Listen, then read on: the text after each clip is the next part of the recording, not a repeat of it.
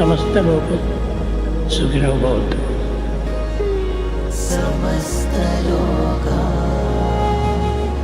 सुखिनो भवन्तु। समस्त लोक सुखिनो भवन्तु। समस्त लोका सुखिनो भवन्तु।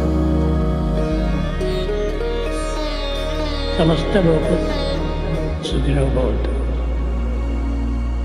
समस्त लोका सुखिनो भवन्तु।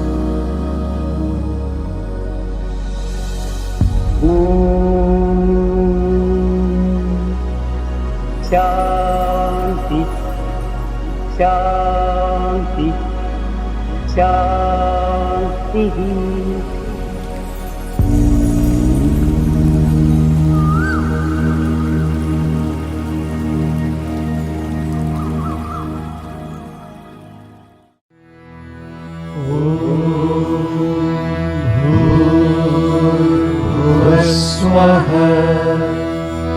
तत्सवितुर्वरेण्यं भर्गो देवस्य धीमहि धियो यो नः प्रचोदयात्।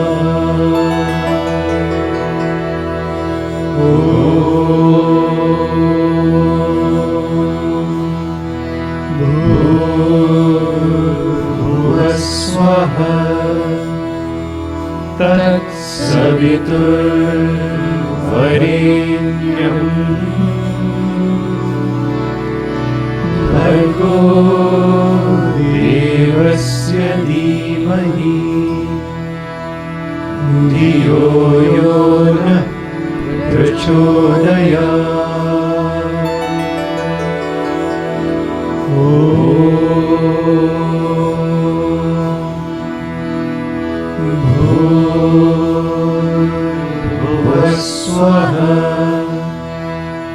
तत्सवितुर्वरेण्यं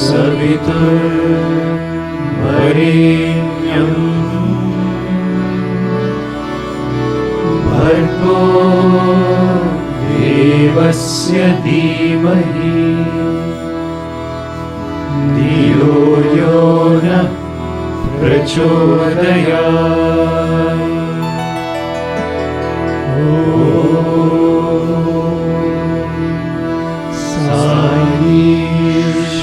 ईश्वराय विद्महे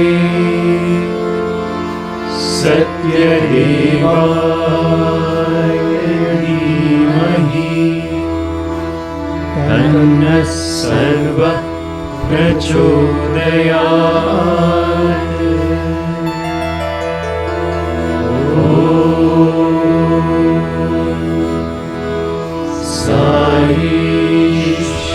ईश्वराय विद्महे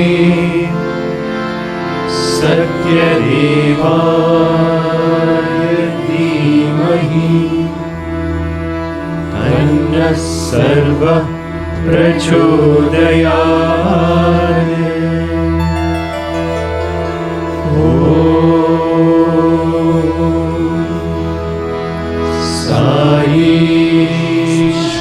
ईश्वराय विद्महे सत्यदेवाय धीमहि तन्नः सर्वः प्रचोदयात्।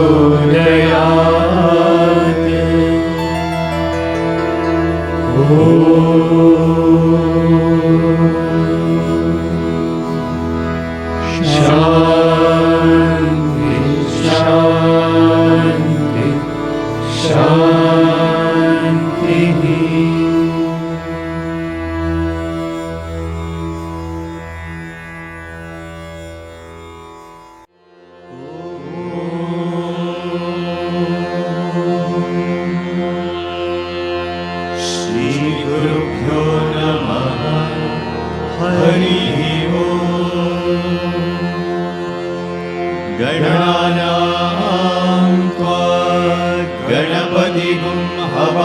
नमामहे कविं कवीनामुपमश्रवस्तमम् ज्येष्ठराजं ब्रह्मणां ब्रह्मणस्पत शृण्वन्नोतिभिस्सीदसादनम् प्रणो देवी सरस्वती वाजेभिर्वाजिनीवती दीनामवित्रयवतु गणेशाय नमः सरस्वत्यै नमः श्रीगुरुभ्यो नमः हरिः ओम्। ॐ नमो भगवते रुद्राय ॐ नमस्ते रुद्रमन्यवमुतोर्दैशवे नमः नमस्ते अस्तु धन्वने बाहुभ्यामुदते नमः या तैषु शिवतमा शिवं बभूवते तनुः शिवा शरव्याया तव तया नो रुद्रमृडया या ते रुद्रशिवा तनूरघोरा पापकाशिनी तया नस्तनुभाषन्तमया गिरिशं ताभिजागशीः यामिषुं गिरिशन्तहस्ते विभक्ष्यस्तवे शिवां गिरित्रतां कुरु माहि पुंसि पुरुषं जगत् शिवेन वचसा वागिरिशाच्चावदामसि यदा नः सर्वमिज्जगदयक्ष्मगुं सुमना असत् अद्य वोचदति भक्ता प्रथमो नैव्योऽभिषत् अहीतुश्च सर्वान् जम्बयन् सर्वाश्च यातु नान्यः असौ यस्ताम्रो अरुण उत बभ्रुः सुमङ्गलः ये चेमागुं रुद्रा अवितो दिक्षु श्रुताः सहस्रशो वैशाखुं हेडयीमहे असौ योपसर्पति नीलग्रीवो विलोहितः उतैनं गोपा अदृशन्नदृशन्नुदहार्यः उतैनं विश्वा भूतानि स दृष्टो मृडयादिनः नमो अस्तु नीलग्रीवाय सहस्राक्षाय मीडुषे अतो ये अस्य सत्त्वानोऽहं तेभ्यो करन्नमः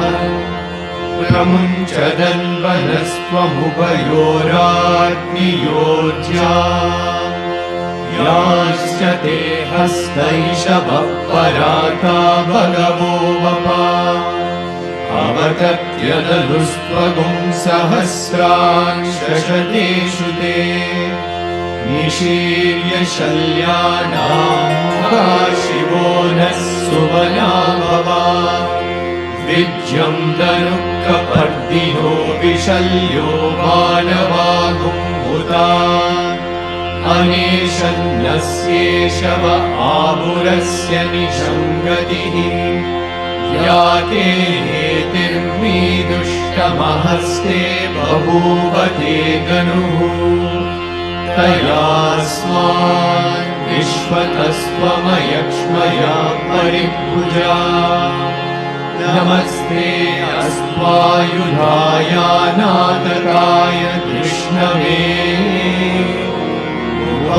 उवाभ्यामुदते नमो बाहुभ्यां तव धन्वने परिते धन्वनो हेतिरस्मान् वृणक्तु विश्वतः अतो य इषुधिस्तवारे अस्मन्निदेहितम् नमस्ते अस्तु भगवन् विश्वेश्वराय महादेवाय त्र्यम्बकाय त्रिपुरान्तकाय त्रिकाग्निकालाय कालाग्निरुद्राय नीलकण्ठाय मृत्युञ्जयाय जयाय सर्वेश्वराय सदाशिवाय श्रीमन्महादेवाय नमः।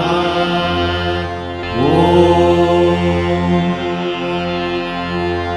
शान्ति शान्ति शान्तिः।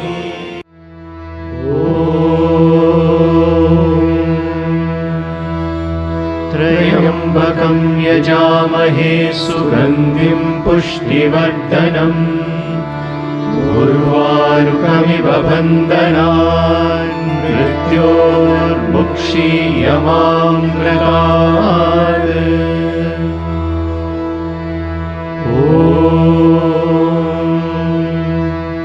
त्र्यम्बकं यजामहे सुगन्धिं पुष्टिवर्धनम् उर्वारुकमिव बन्धनान् मृत्योर्मुक्षीयमामृतात्।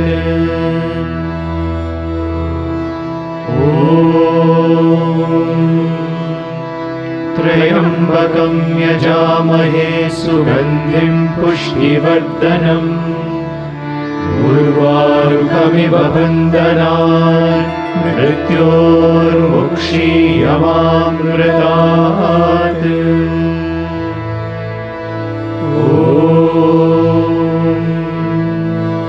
त्र्यम्बकं यजामहे सुगन्धिं पुष्टिवर्धनम् उर्वारुकमिव बन्धनान् मृत्योर्मुक्षीयमामृतात्।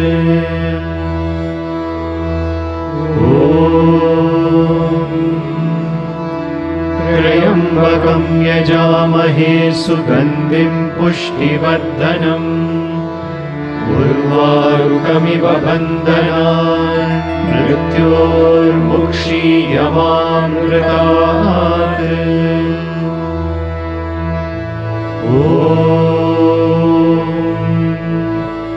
त्र्यम्बकं यजामहे सुगन्धिं पुष्टिवर्धनम् उर्वारुकमिव बन्धनान् मृत्योर्मुक्षीयमामृतात्।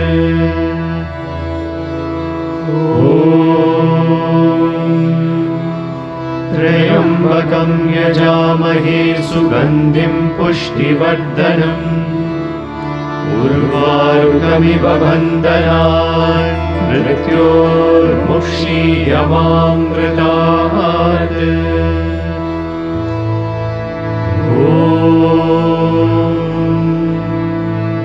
त्र्यम्बकं यजामहे सुगन्धिं पुष्टिवर्धनम् उर्वारुकमिव बन्धनान् मृत्योर्मुक्षीयमामृतात्।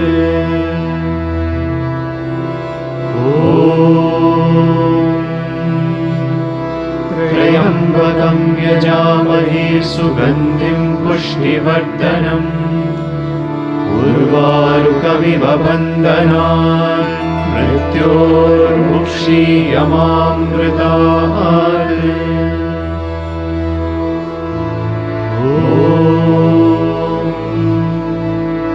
त्र्यम्बकं यजामहे सुगन्धिं पुष्टिवर्धनम् उर्वारुकमिव बन्धनान् मृत्योर्मुक्षीयमामृतात्।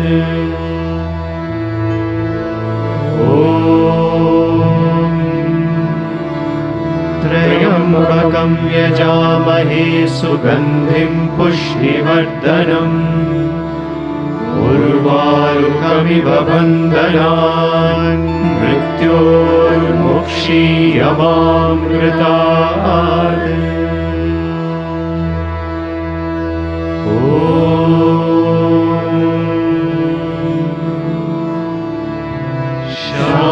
शान्ति शान्ति शान्तिः।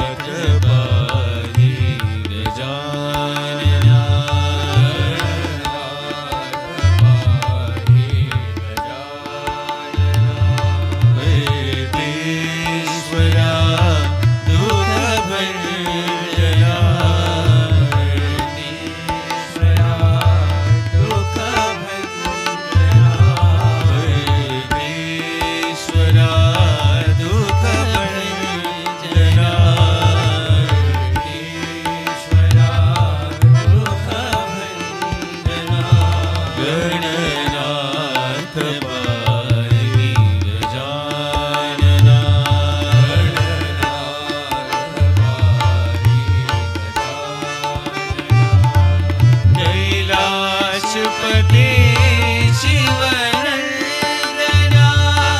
दीननाथ हरे हे निरंजना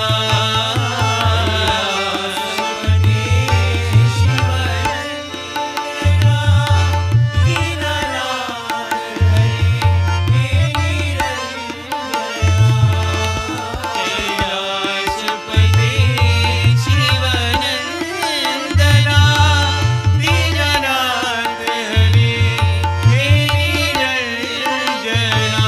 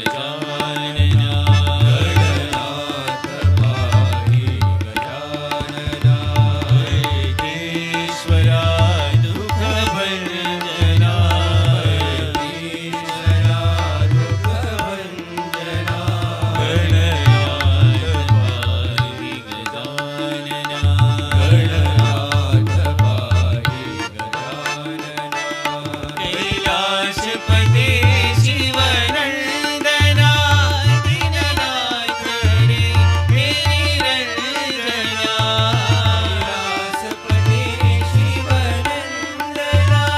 दीननाथ हरे हे जगत उद्धारण प्रतिहारण जगत उद्धारण प्रतिविहारण जगत उद्धारण प्रतिविहारण जगत उद्धारण प्रतिविहारण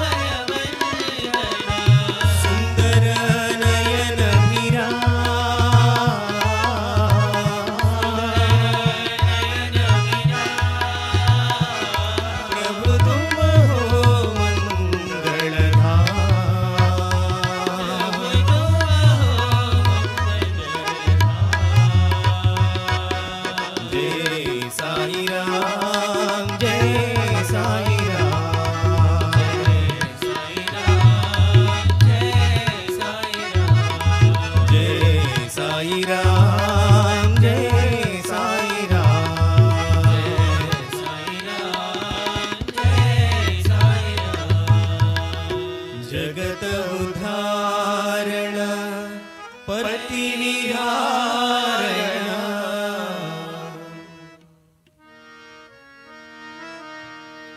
नमः शिवाय नमः शिवाय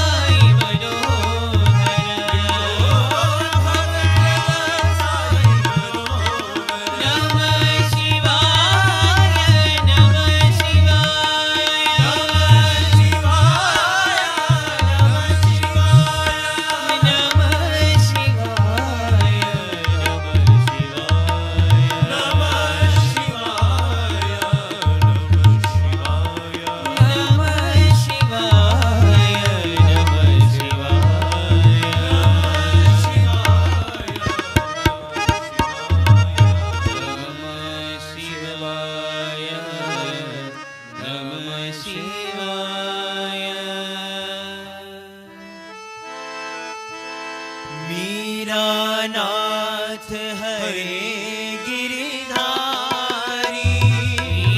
मीरानाथ हरे गिरिधारी मीरानाथ हरे गिरधारी मीरानाथ हरे गिरिधारी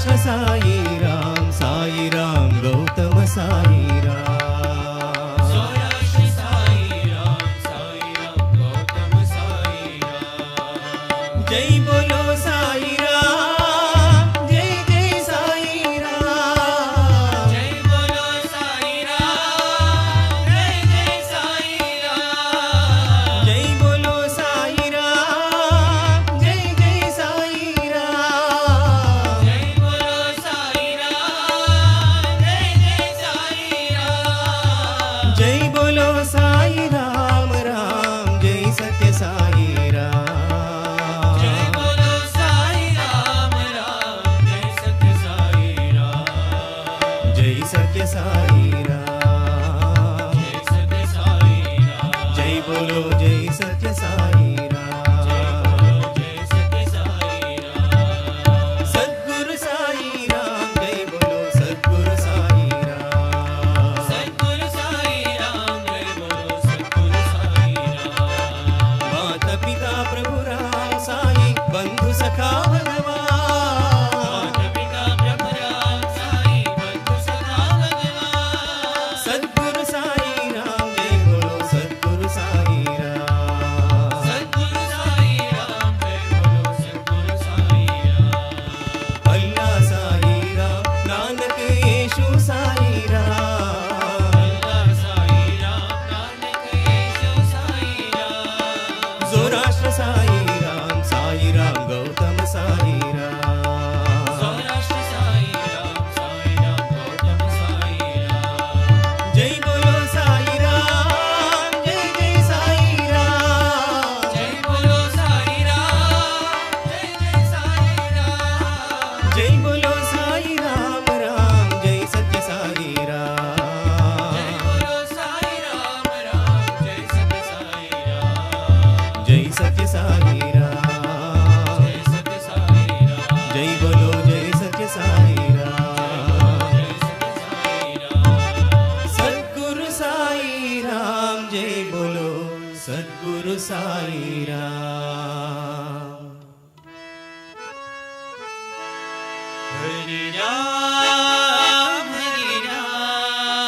हरे राम कृष्ण हरे राम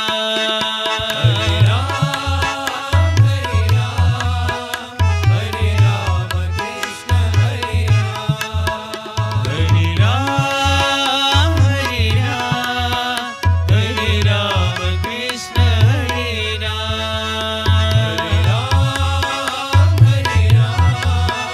हरे राम कृष्ण हरे राम मुकुंद माधव श्री साई राम मुकुंद माधव श्री साई राम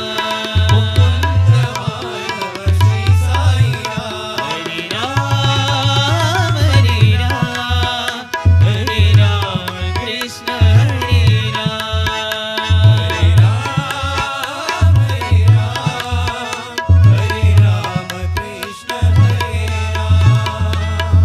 गोविंद गोपाल राधा किशन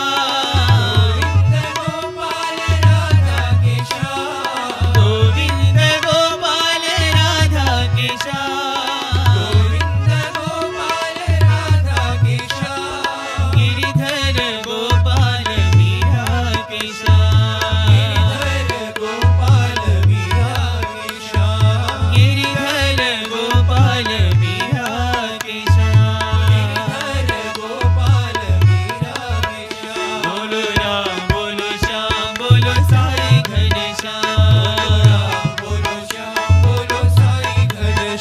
बोलो राम बोलो श्याम बोलो साई घनश्याम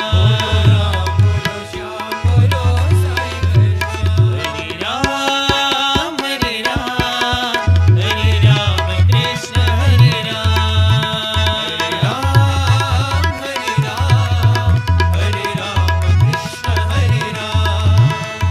मुकुंद माधव श्री साई राम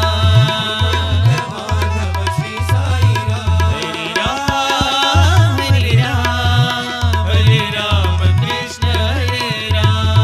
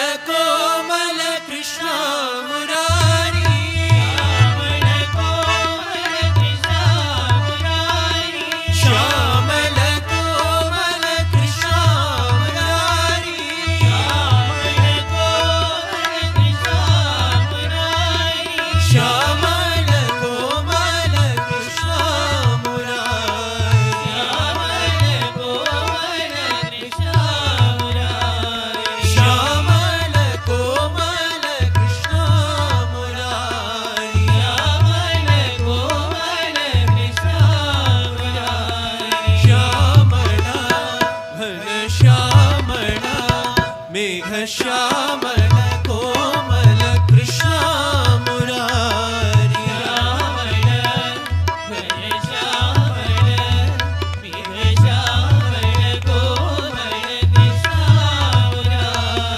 श्यामला घन श्यामला मेघ श्यामल कोमल कृष्ण मुरारी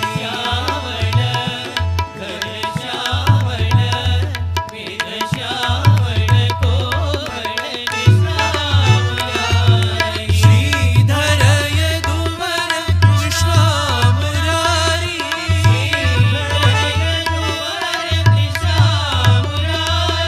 श्रीधर यदुवर कृष्ण मुरारी श्रीधर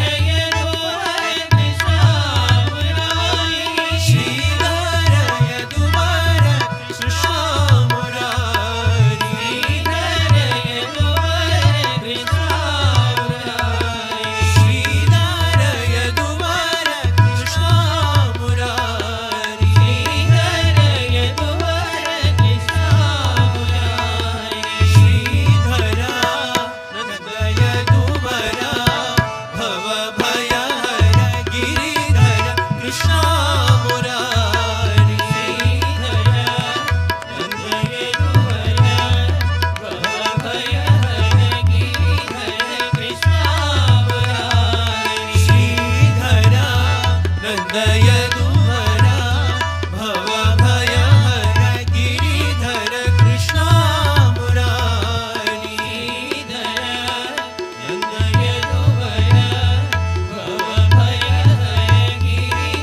कृष्ण मुरारी श्रीधर यदुवर कृष्ण मुरारी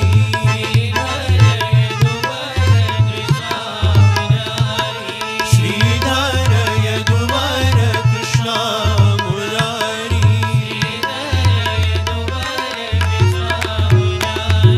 श्यामल कोमल कृष्ण मुरारी श्यामल कोमल कृष्ण मुरारी श्यामला घन श्यामला मेघ श्यामल कोमल कृष्ण मुरारी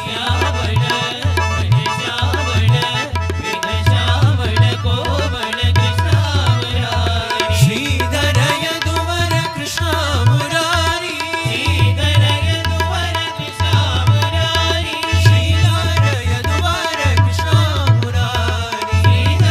यदुवर कृष्ण मुरारी श्रीधर नंद यदुवर भव भय हर गिरिधर कृष्ण मुरारी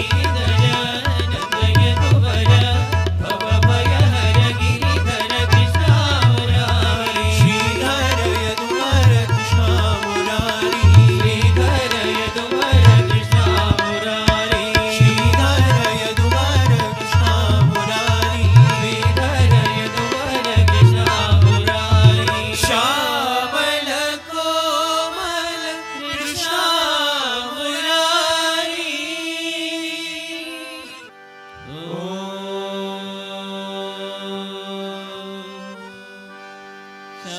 शांति शांति शांति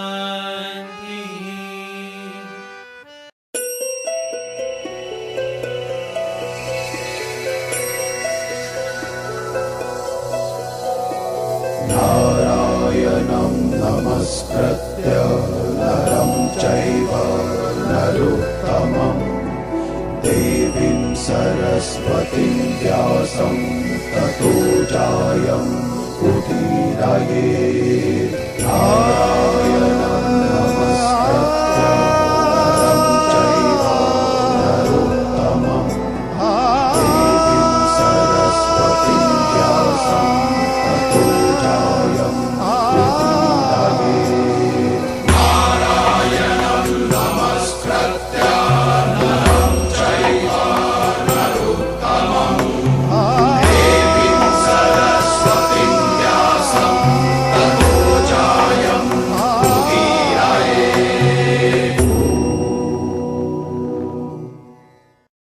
Offering my most loving pranams at Bhagwan's lotus feet, dear listeners, I welcome you to this week's episode of the Gita series. We've completed 5 chapters, and as it is a tradition, we will go through a summary of the 5th chapter.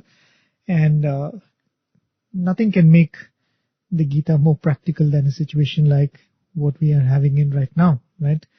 We can speak endlessly about surrender. We can speak endlessly about not giving into the idea that we are the body and mind. But there are very few rare opportunities where you can actually practice it, right? And when there is an emergency, when there are situations that are not really as sunny and uplifting as one we are going through right now, I think that's the best time for us to really look within and see how much of this has really got into us, or how much of this has become a part of our thinking and system, right?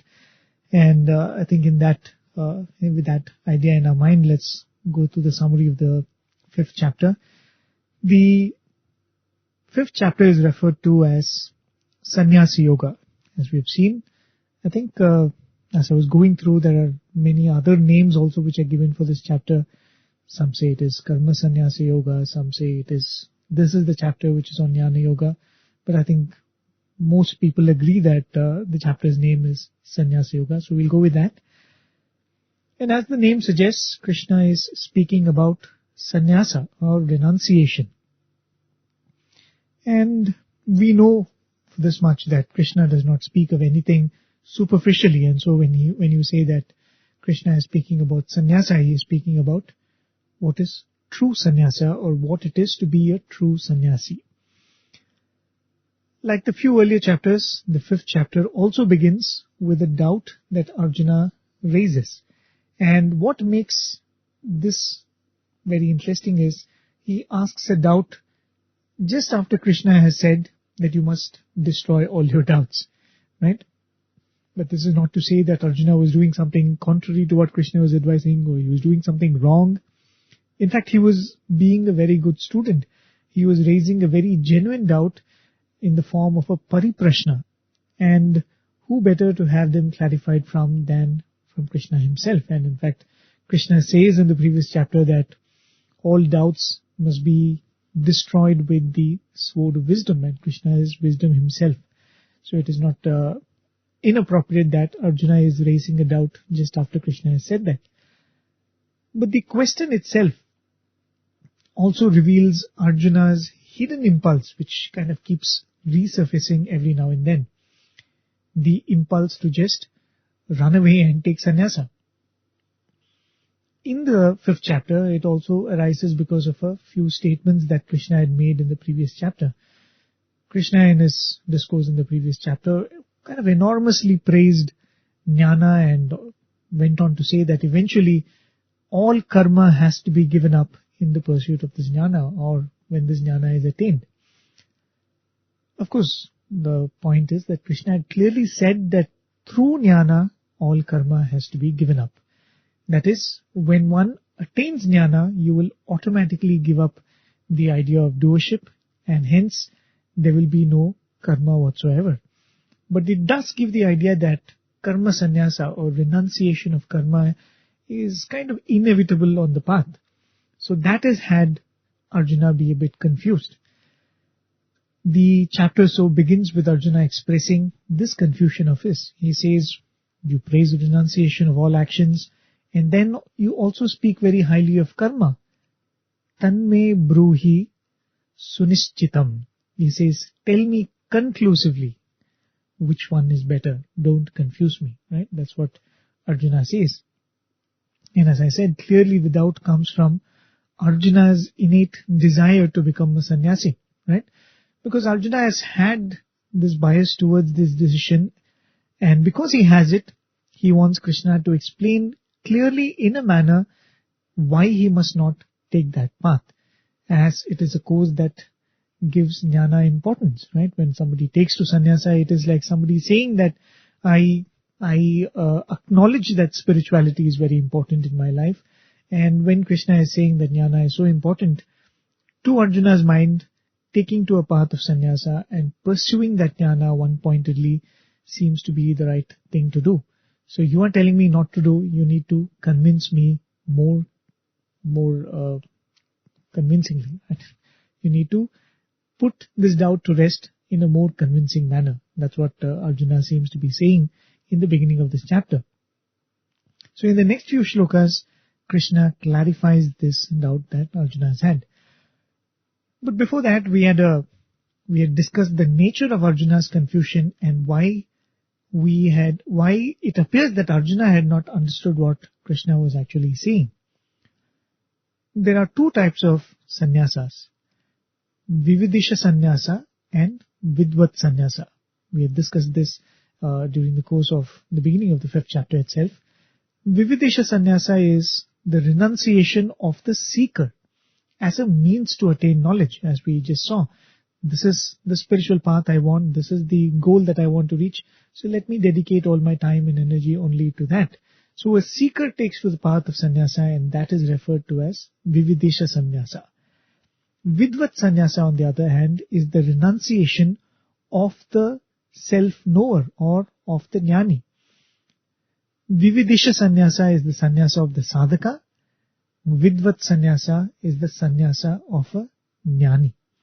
So Krishna, when he spoke of sannyasa being inevitable, he was actually referring to the sannyasa that happens automatically and spontaneously when one becomes a jnani. And when Arjuna is asking, why should I not go away and take up sannyasa, he is asking about Vividisha sannyasa or renunciation as a means to that knowledge. Coming to Krishna's answer, Krishna says, both the path of renunciation and the path of karma yoga lead one to liberation. There is no doubt about that, because what the sadhaka is pursuing in both cases is the same jnana. But Krishna categorically says between the two karma yoga is certainly better. When Arjuna posed that question, he words it by saying Yat Shreya, which is better. But the word Shreya also means that which leads to the ultimate goal. So when Krishna answers, he says Nishreya Sakarau Ubhau. So when he answers, he is answering taking the meaning of that question as Shreya, meaning the ultimate. So he says both of them lead to the ultimate. Right? That is why he says Nishreya Sakarau Ubhau. And in fact, if you look at it, which is one of the critical points, because if one of the paths was not going to lead to the goal at all, then the discussion ends then and there. But both paths are valid. But Krishna is addressing the other meaning of the question, Yat Shreya, which is better. In reply to that, he says karma yoga is better. Then Krishna makes a very important point. He says, a true sannyasi is one who has transcended the dualities of life, of likes and hatreds. All through the previous chapter, especially previous chapters, especially the 3rd chapter, if you particularly look at that, where Krishna spoke of karma yoga, he explains how raga and dvesha is the fundamental flaw in the mind, and karma yoga is one of the best means to tackle it. So when Arjuna is asking about taking sannyasa, clearly it is his raga and dvesha of that moment that is making him want to choose sannyasa over doing his duty. He has come to a point where he doesn't like the idea of performing the duty which is right in front of him. That being the case, how can that be true sannyasa, which is taken under the influence of one's likes and dislikes? So that is the subtle hint that Krishna is giving at this point.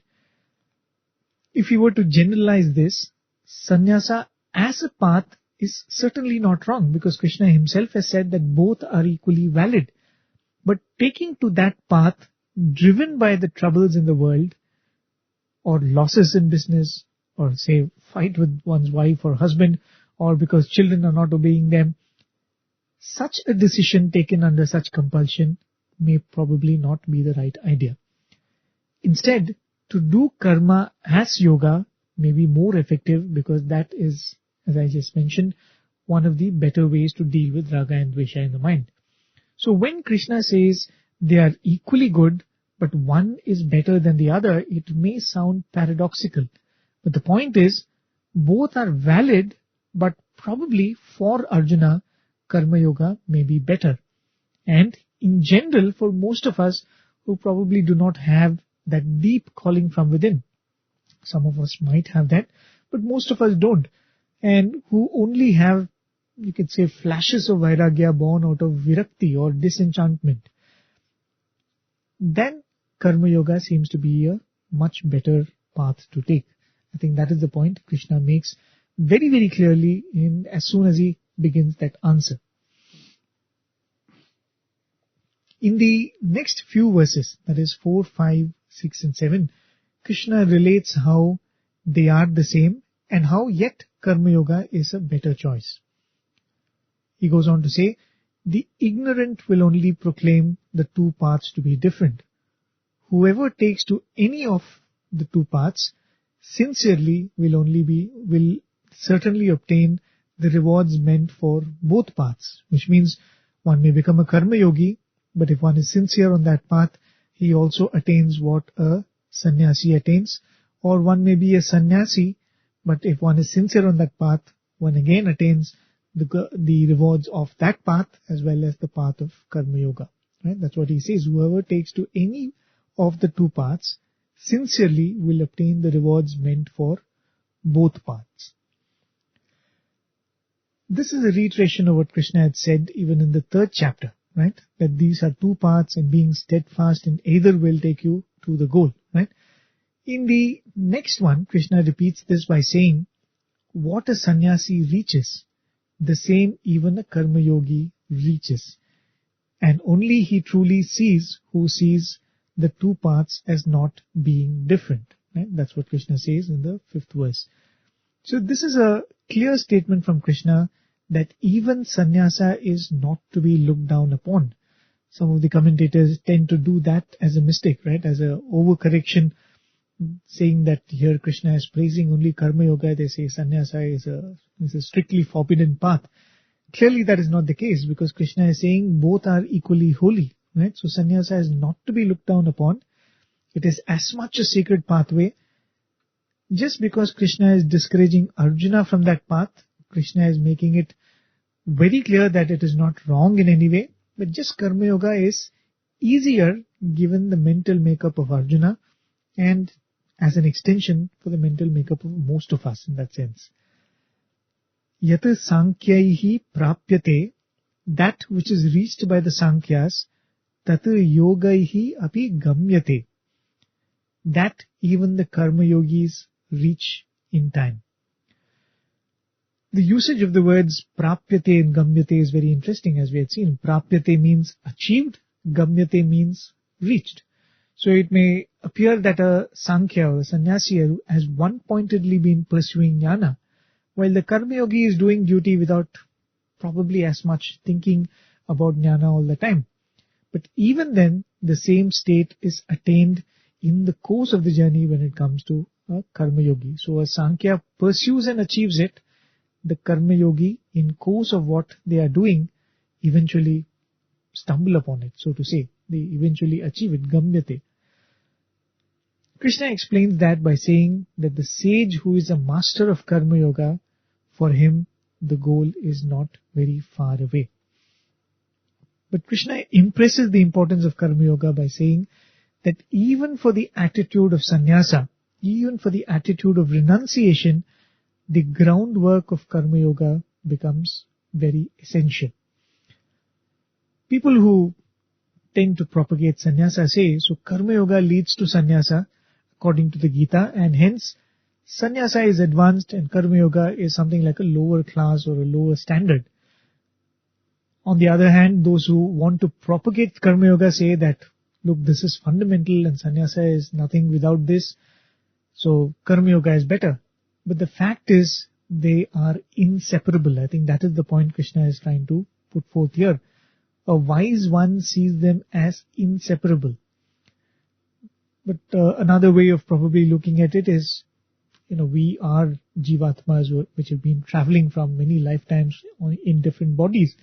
So who knows, we might be taking to these paths in different lifetimes. We might have been a sannyasi at one point, we might become a karma yogi later, we may again become a sannyasi, and in the course of this journey towards jnana, whatever is required at that point in time, probably we might be going through that experience, right?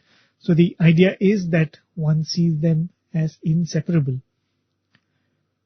In the 7th shloka, Krishna uses a few adjectives for the karma yogi, which can very beautifully be seen as the various stages one has to accomplish in this journey.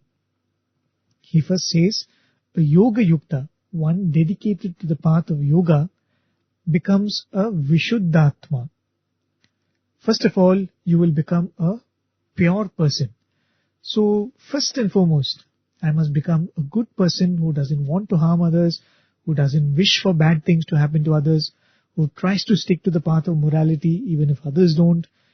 Whatever Swami would say as being a good person, being a good human being, be good, see good, do good, as Swami would put it. A person who is pure in thought, word and deed, a vishuddhatma, is probably the first stage that a karma yogi must look to reach. Then Krishna says, Vijitatma jitendriyaha. We may have very good thoughts and intentions, but for us to act upon them, we must have a certain control over ourselves, right? I may want to speak very lovingly, but if I have no control over my temper, there is no guarantee that I will not yell and throw something at you, right? So one needs to have mastery over oneself, and that is what Krishna says the true karma yogi is. He is not only a vishuddhatma, a pure one, he is a vijitatma jitendriyaha, one who has mastery over one's body and the senses. The next adjective which can be seen as the next stage one reaches is very beautifully worded. He says, Sarva bhutatma bhutatma. It means one whose self has now become the self in all beings. It's very poetically worded, but what it says is one who has come to a state of understanding that one's own self and the self in everyone else is one and the same, right? It was never different, it was always the same. So when Krishna says Sarva Bhutatma Bhutatma, it does not mean that one's self now becomes the self in everyone. That is the truth. The jnani comes to understand this. That's why it is very beautifully worded. In the next two shlokas, shloka number 8 and 9, Krishna makes a mention of all kinds of actions, almost giving a very exhaustive list. He says, seeing, hearing, touching, smelling, eating, moving, sleeping, breathing, speaking, seizing, letting go, opening, closing, etc., etc. Two shlokas which are very beautifully worded with alliterations. In performing all these actions, the jnani constantly remains established in the idea that none of this is performed by the individual. Na eva kinchit karomi. I do not do any of this. That is the attitude that a jnani has. And he or she is convinced with the idea that the senses do their task of working with the sense objects. I have nothing to do with it. Krishna refers to such a person as a tattvavit, a knower of the tattva, the essential truth. After having described the tattvavit in this manner, Krishna quickly adds in the next shloka that not only a tattvavit, but even that sadhaka who performs all actions as an offering to God with detachment, even he or she is not touched by sin. Padma patram iva ambasa, like the lotus is not touched by water. That is how Krishna describes this sadhaka who performs all actions as an offering to the Lord. The important point that Krishna makes here is, if one is truly acting as all actions are offering to God, then detachment will automatically come into the picture. Yaha brahmanyadhaya karmani, Yaha brahmanyadhaya karmani, one who offers all actions to Brahman, sangam tyaktva karoti, will act without any attachment. Because an offering to God is always personal. When I am making a prayer, when I'm doing a puja, when I'm doing an archana, when I'm doing involving myself in worship, others don't play a role in it, right? I might be sitting in a community and doing a community prayer. I might be sitting with everybody else and doing bhajans. But puja, essentially, prayer or worship or any form of offering to God, is always a very personal and one-to-one connection between the devotee and the Lord, right? So there is no question of seeking the approval of others, rewards that come in the form of appreciation will be. There is no question of all of these coming into the picture. That none of these will be looked forward to, and you will tend to focus more on the act which is being done as an offering itself, and not on the outcome of the act. And that is why the attitude of offering all actions automatically leads to a certain amount of detachment towards the results of the action and towards what people would say, towards how others will perceive it. This attitude of offering our actions to God is referred to as Ishvara Arpana Buddhi, right? That attitude is referred to as Ishvara Arpana Buddhi, and this attitude goes hand in hand with the attitude of accepting everything as prasadam or God's blessings.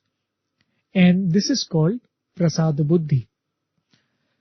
Now, because even when actions are performed with the attitude of offering, it will have consequences, right? Just because it is being done as an offering does not mean there will not be consequences. The consequences sometimes will be pleasant, sometimes it will be not pleasant, not accepted or not expected.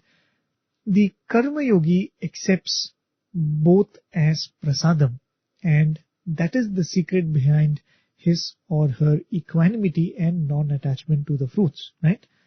When all results are equally acceptable, there is no attachment to one or hatred towards the other. That is raga or dvesha. So that prasada buddhi is as much central to Karma Yoga as Ishvara Arpana Buddhi is. Now, when I perform my actions itself, I will have a certain amount of acceptance of any results for the action that I am performing, right? And tomorrow when I receive the results of the action that I have performed today, I will have a certain dispassion towards them. And this leads to another very important attitude.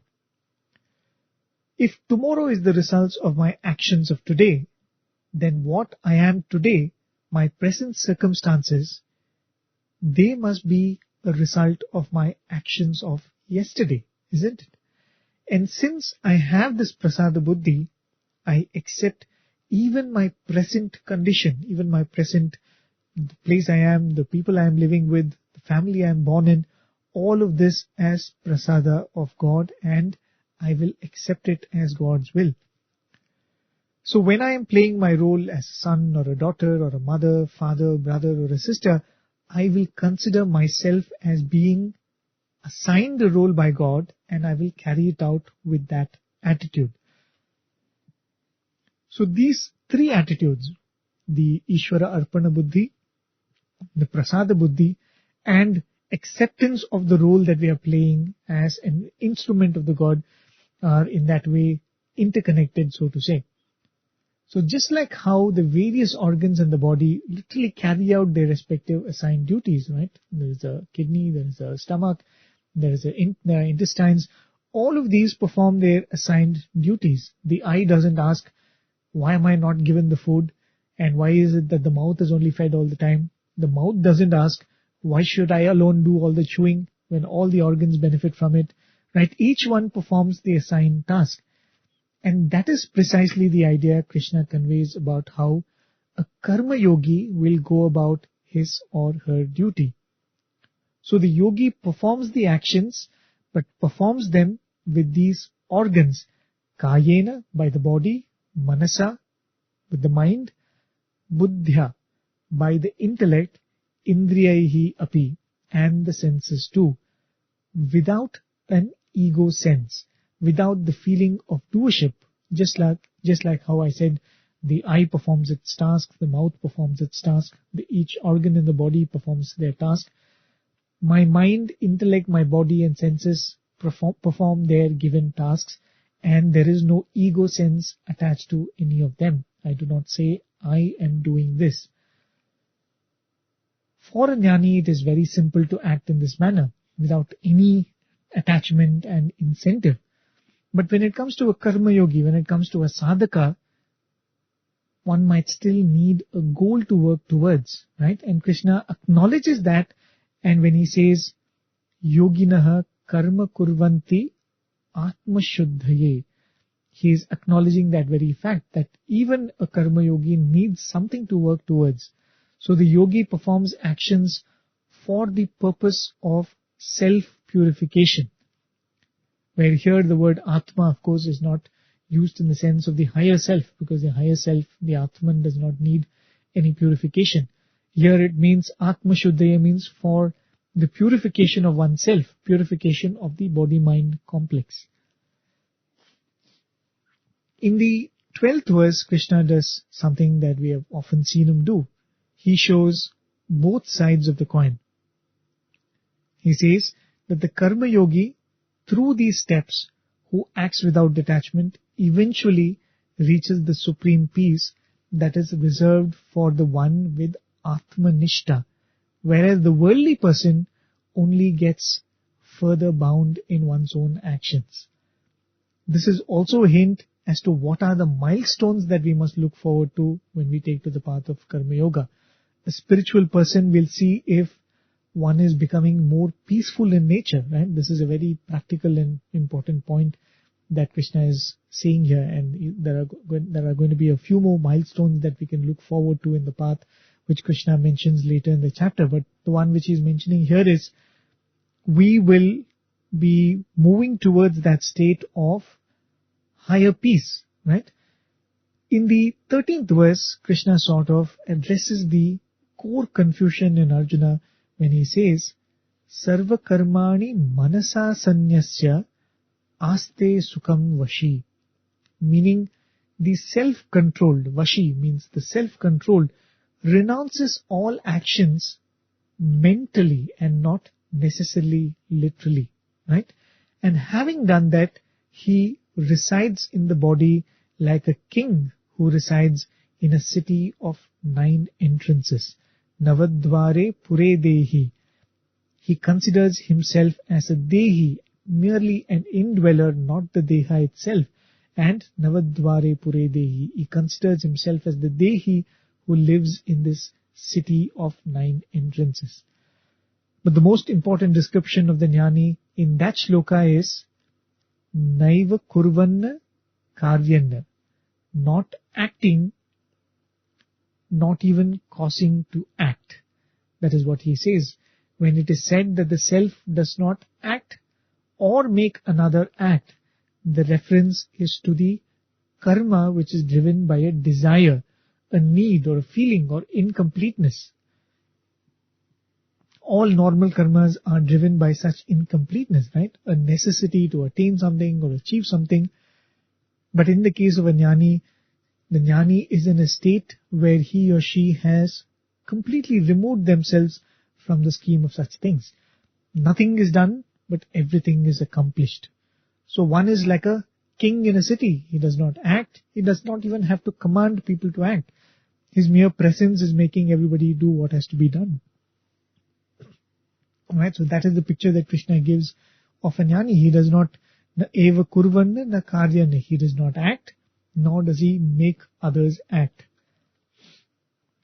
The 14th verse is an interesting one where Krishna draws a very beautiful parallel between this Dehi and the Lord of the universe. So he draws a very beautiful parallel between the Dehi and the Lord of the universe.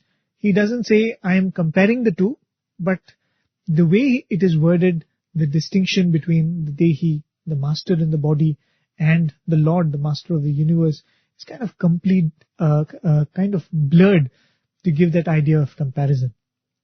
The Lord is immanent in the world. Nothing can happen without him, but yet the Lord is not the doer, nor does he make us to choose what we are doing.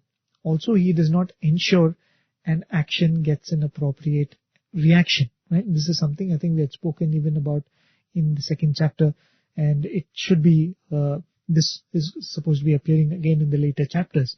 Right? So this is the description of the Lord. Everything happens because of the Lord, but the Lord does not necessarily choose a particular action, nor does he say that for this action this will be the reward. So when we look at this world, that nature, so Krishna says that then what makes things happen? What makes one react? What makes one act?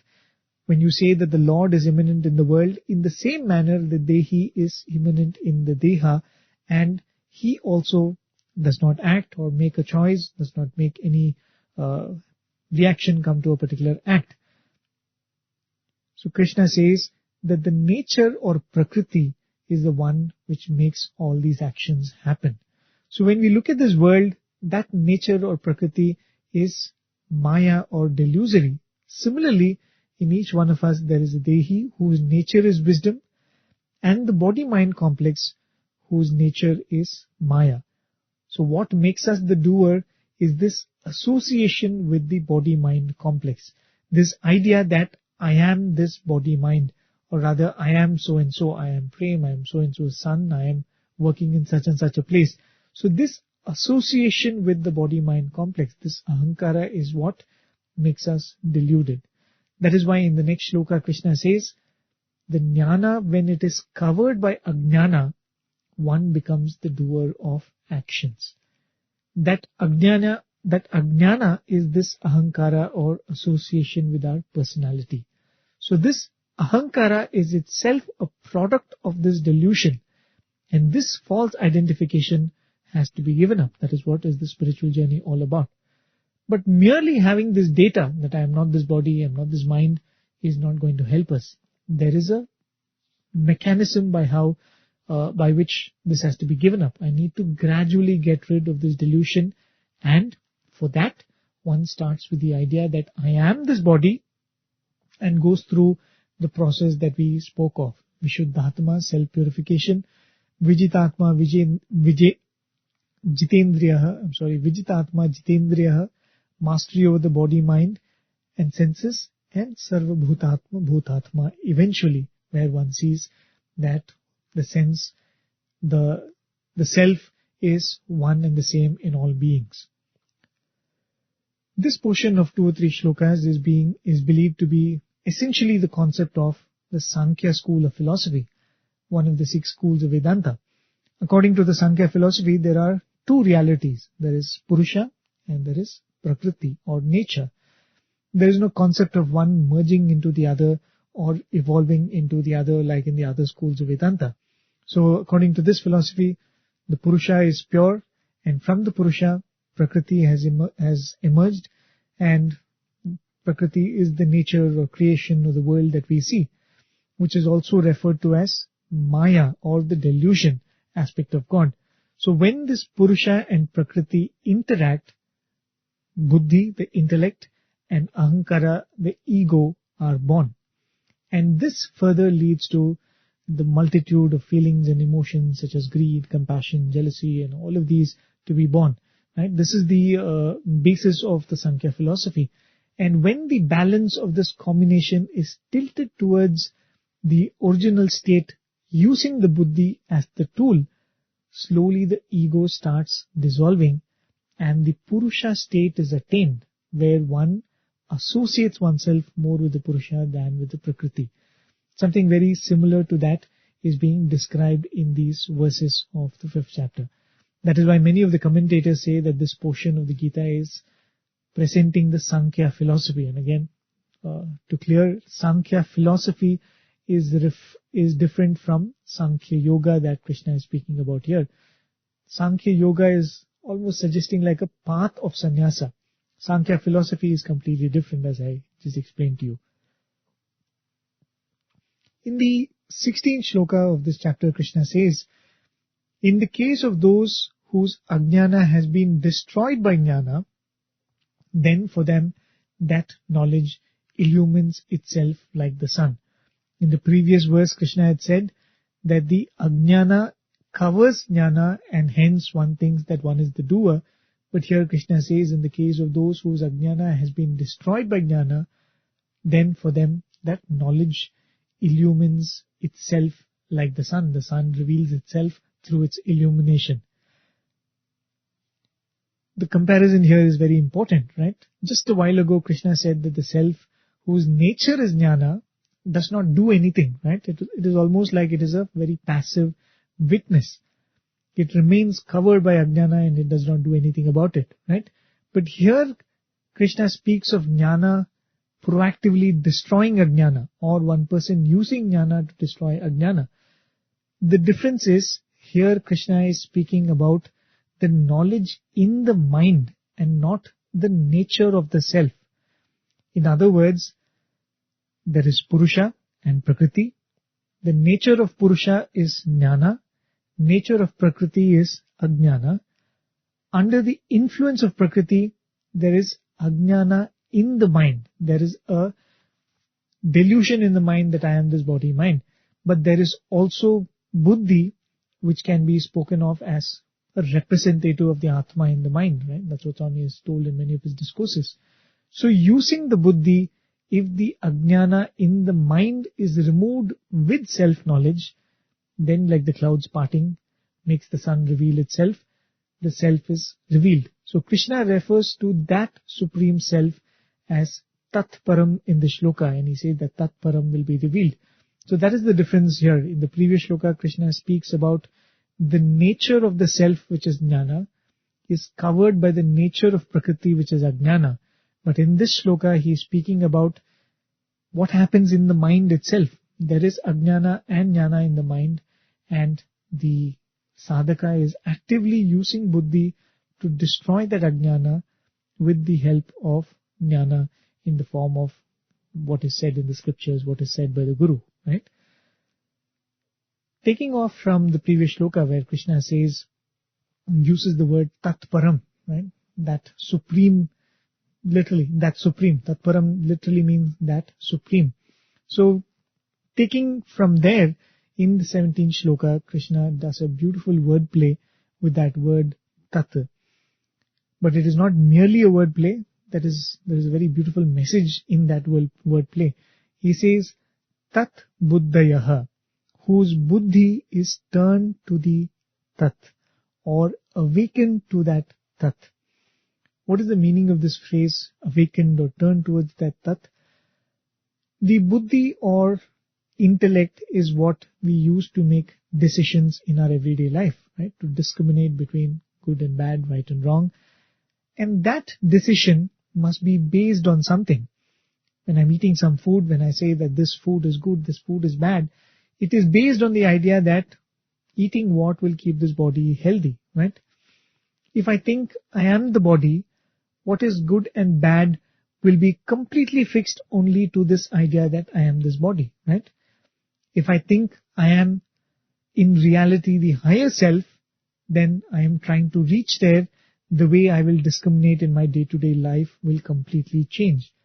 So Krishna is defining a karma yogi as someone whose buddhi is now awakened to that tattva. And if awakened, what will be the response is mentioned in the following words. He says, Tadatmanaha, I will think I am that, which will transform my discrimination. Tat parayanaha, I will look upon that as my ultimate goal, and that will transform my discrimination in a certain manner.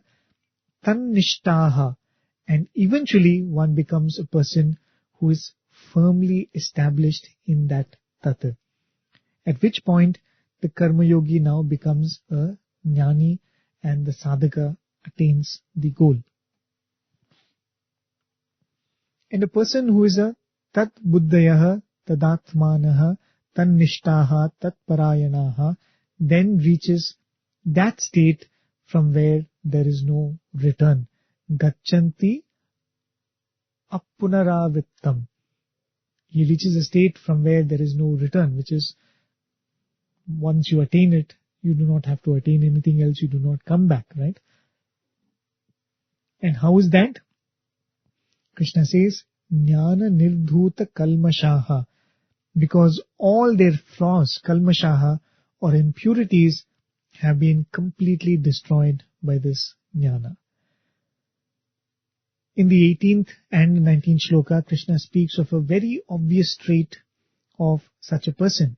He says, the learned one looks with equanimity on a brahmana endowed with learning and humility. Right? He says, Vidya Vinaya Sampanne Brahmane. That is a learned one, a learned brahmana who is endowed with learning and humility. A cow, Gavi, an elephant, Hastini, and even a dog as well as an eater of dog's flesh. Shuni chaiva shvapakecha. So he says in a very popular phrase, which will I think repeat again in the Gita, Panditaha Samadarshinaha. The truly learned one has an equal vision. And how is this so? We spoke of how this jnana is very different from the many knowledge that we acquire in our everyday life. Right? When we learn an art, when we acquire a degree, when we progress in our learning, this jnana is a little different from that sense. Because when a jnani attains this jnana, he stops seeing himself or herself as the body and mind. And when they reach that state and start seeing themselves as being beyond body and mind, they also stop seeing others as the body and the mind, right? So learning refined qualities, caste, habits, good or evil nature are all only attributes that can be spoken of as those of the body and the mind.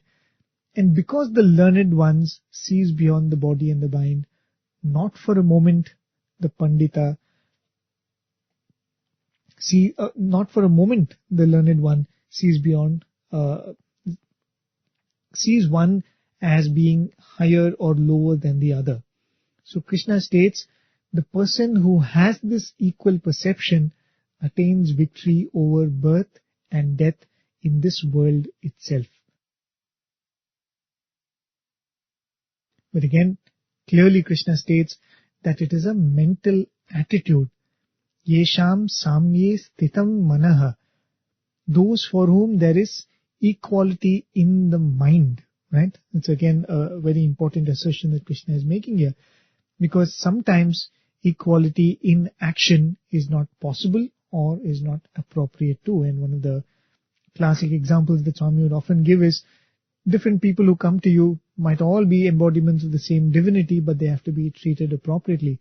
A wife has to be treated differently, a mother has to be treated differently, a son has to be treated differently, a father has to be treated differently, right? Even though they're all equally embodiments of the same divinity. So that is why Krishna very clearly says, Yesham samye sthitam manaha, that equanimity or equality is established in the mind, not necessarily always in action.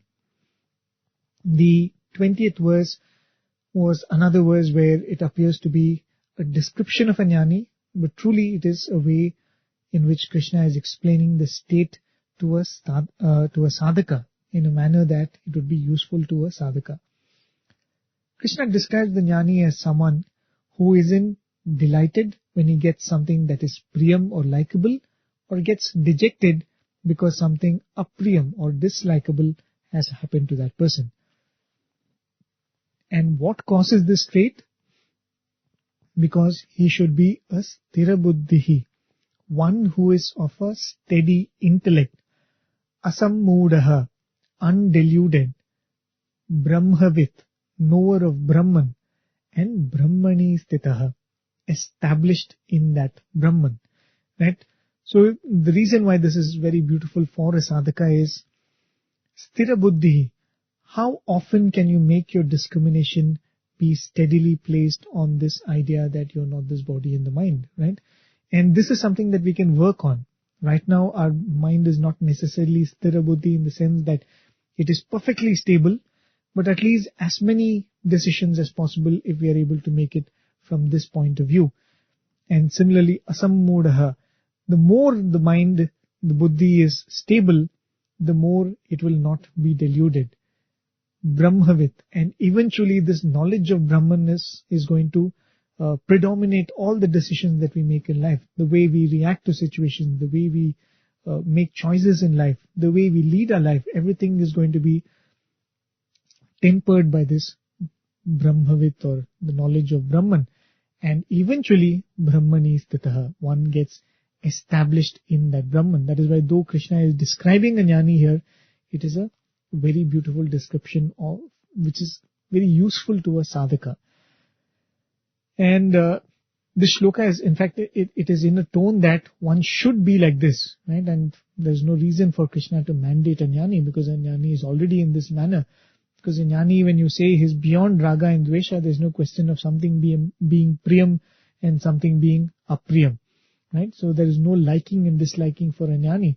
But a sadhaka is still in that state where one has likes and dislikes, and one has to be a little more detached to what one likes and what little more less fearful or apprehensive of what one dislikes. In the 21st verse, Krishna describes the jnani as a bahya sparsheshu asaktatma, one who is indifferent to the contact with the outside world. Bahya sparsheshu literally means touch from the external or the outside world. But we have discussed how all sensual interactions are in fact a form of touch. When I'm listening, the sound waves touch my tympanic membrane in the ear, and so I'm able to listen. Sight is when light waves touch the photoreceptor cells in the eyes. So all sense organs can be described as different forms of sparsha.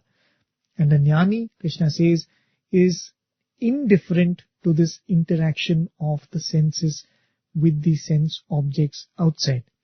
But it doesn't mean that this person is like almost like a zombie who does not have any, does not seek happiness, or is probably like a depressed soul. We all are seekers of happiness, and that is what eventually leads us to the spiritual journey itself.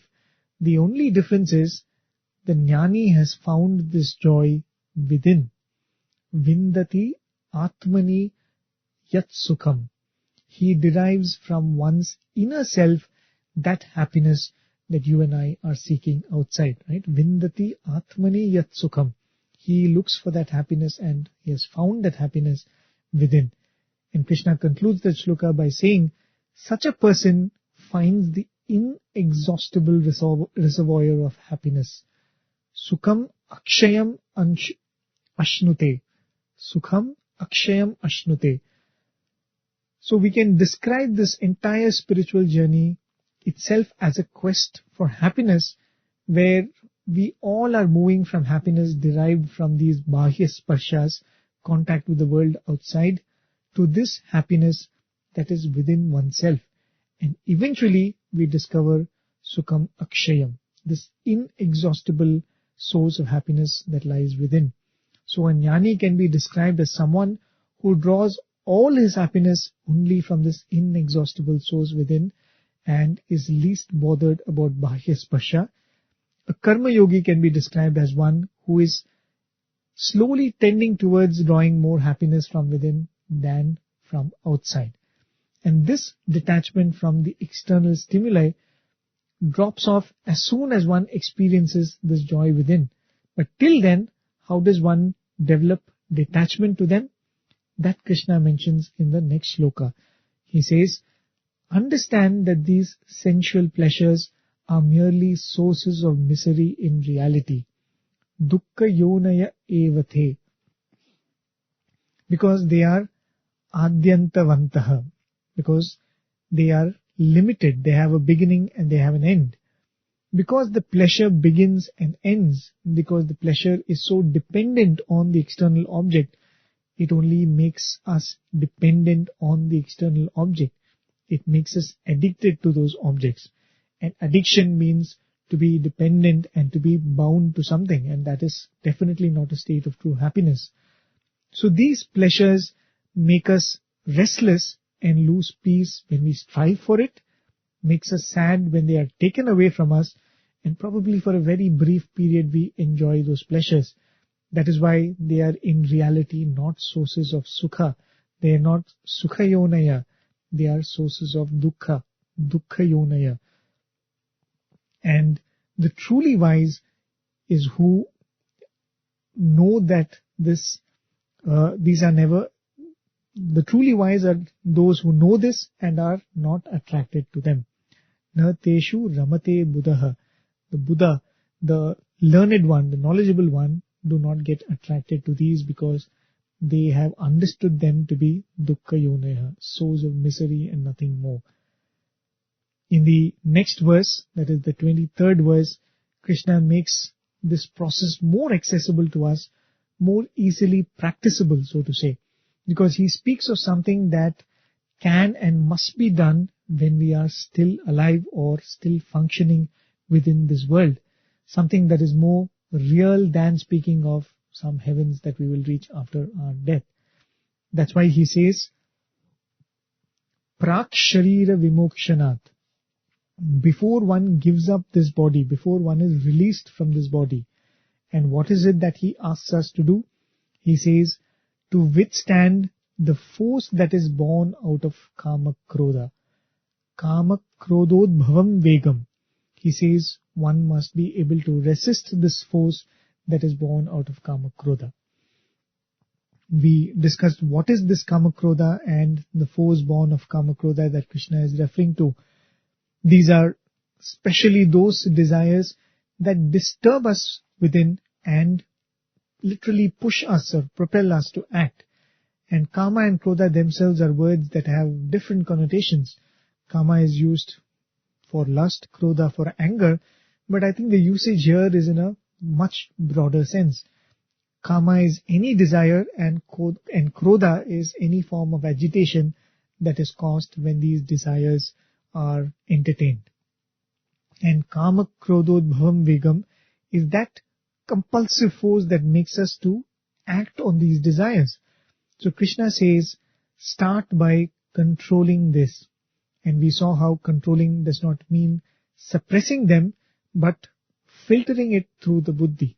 Right? So ensure that the force doesn't make you do something that is immoral or adharmic. Always that is the first step. Krishna ends by saying, Sa yuktaha sa sukhi nara. That man is a yogi and he will remain happy. Meaning that this happiness is worldly happiness too. Only a person who is able to control this force can truly be happy in life too. Verse number 24 has another very interesting play of words, like one where we saw tatra repeating. Here it is the play of words with the word antaha or within. Krishna states, the one who is a antasukhaha, whose happiness is within, antararamaha, one who revels in that which is within, and antarjyotihi, illumined with what's within alone. Such a yogi attains Brahma Nirvana. And we looked at the various meanings of these words and how they can apply to us in this journey. Antasukha means one slowly turns within for happiness, right? We all know this for a fact, that without internal happiness, objects that give us happiness from outside will not give us happiness. We've seen that. If we are mentally disturbed, the most comfortable of beds cannot give us a good sleep. If we are mentally low or mentally depressed, the most tastiest of foods do not give us happiness, right? So even with general maturity, we understand that antasukha is something that we need to pursue. Antasukha is something that we have to turn to, right? So Krishna says that one who is an antasukha, antararamaha, one who revels in that which is within. And we spoke of 2 or 3 meanings for this. One of which is, one does not fear being alone with oneself. One does not fear loneliness. One kind of enjoys that solitude, because when what is inside starts to give you joy, what is inside becomes interesting to you, then you do not fear solitude, you do not want to run away from yourself, right? Antara Ramaha is that.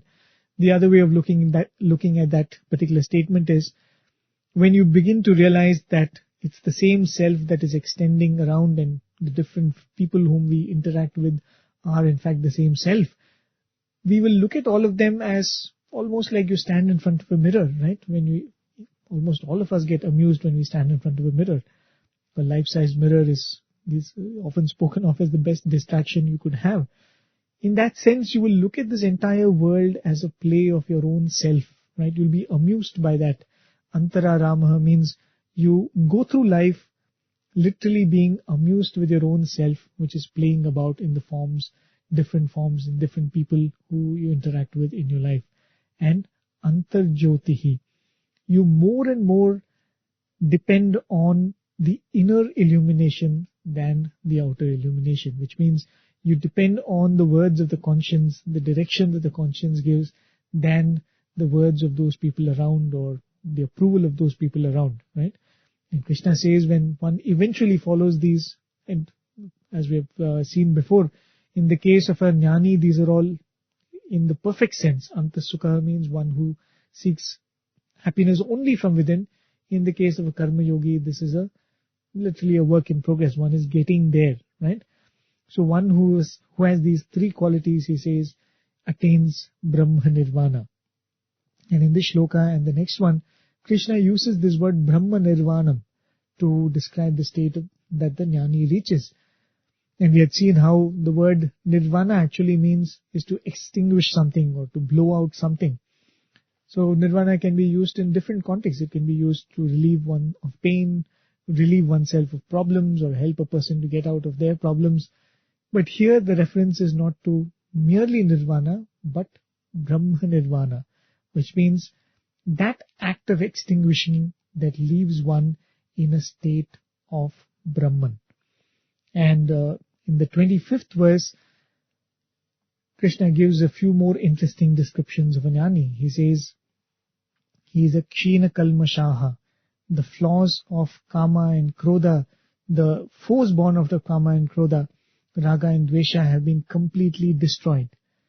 Chinna dvaida, even the basic delusion of duality has been torn apart. Literally, chinna means it has been torn.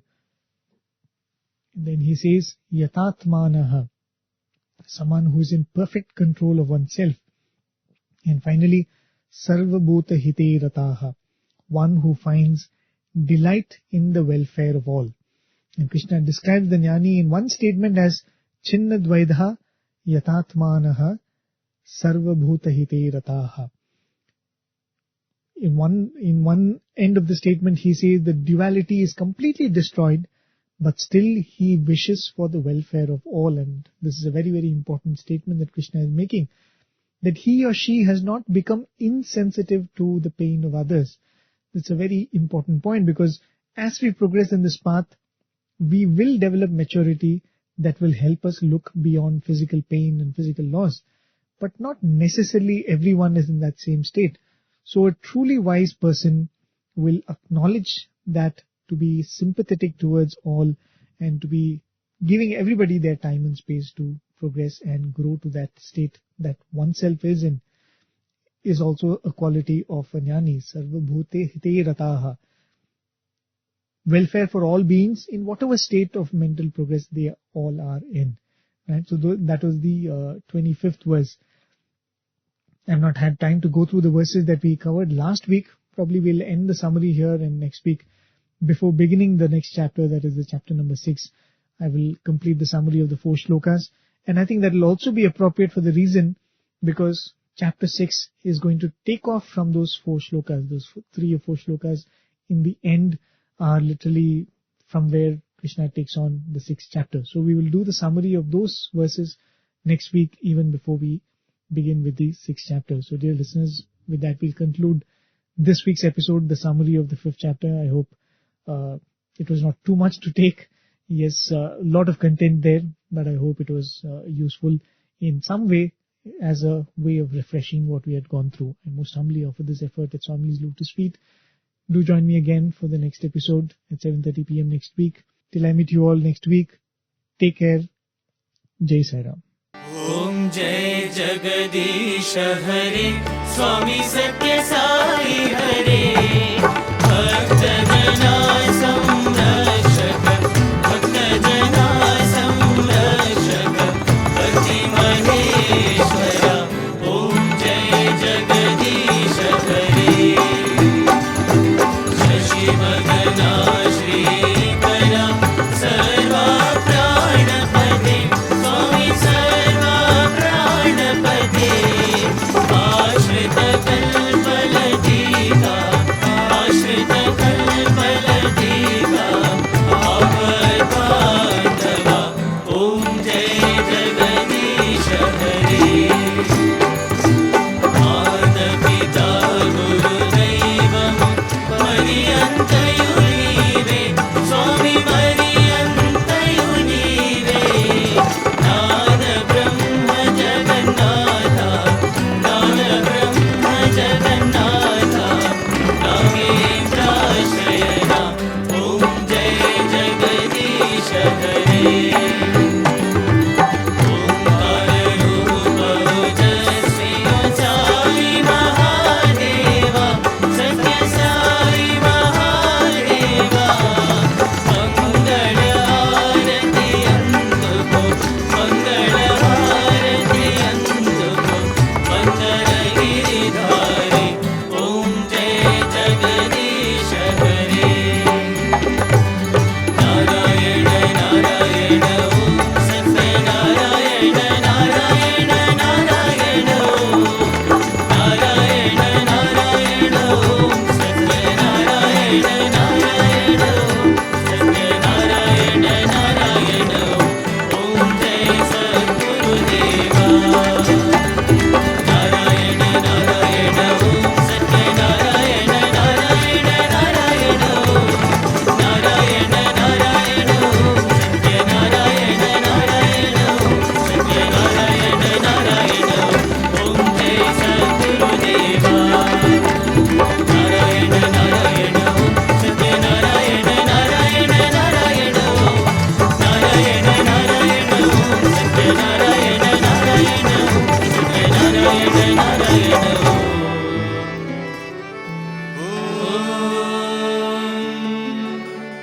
जय सद्गुरुदेवा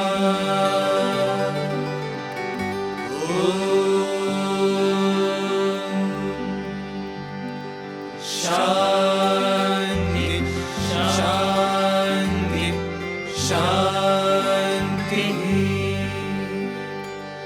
समस्त लोका सुखिनो भवन्तु समस्त लोका सुखिनो भवन्तु समस्त लोका सुखिनो भवन्तु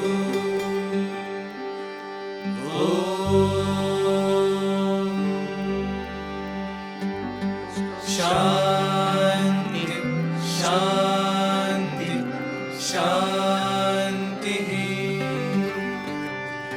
जय बोलो भगवान श्री सत्य साई बाबा जी की जय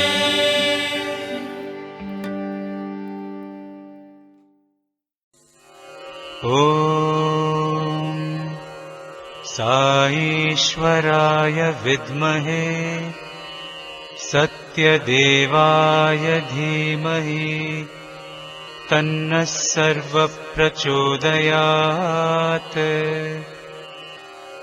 ॐ साईश्वराय विद्महे सत्यदेवाय धीमहि तन्नः सर्वप्रचोदयात् ॐ साईश्वराय विद्महे सत्यदेवाय धीमहि तन्नः सर्वप्रचोदयात् ॐ साईश्वराय विद्महे सत्यदेवाय धीमहि तन्नः सर्वः प्रचोदयात्। ॐ साईश्वराय विद्महे सत्यदेवाय धीमहि तन्नः सर्वः प्रचोदयात्। ॐ साईश्वराय विद्महे सत्यदेवाय धीमहि तन्नः सर्वः प्रचोदयात्। ॐ साईश्वराय विद्महे सत्यदेवाय धीमहि तन्नः सर्वः प्रचोदयात्। ॐ साईश्वराय विद्महे सत्यदेवाय धीमहि तन्नः सर्वः प्रचोदयात्। ॐ साईश्वराय विद्महे सत्यदेवाय धीमहि तन्नः सर्वः प्रचोदयात्। ॐ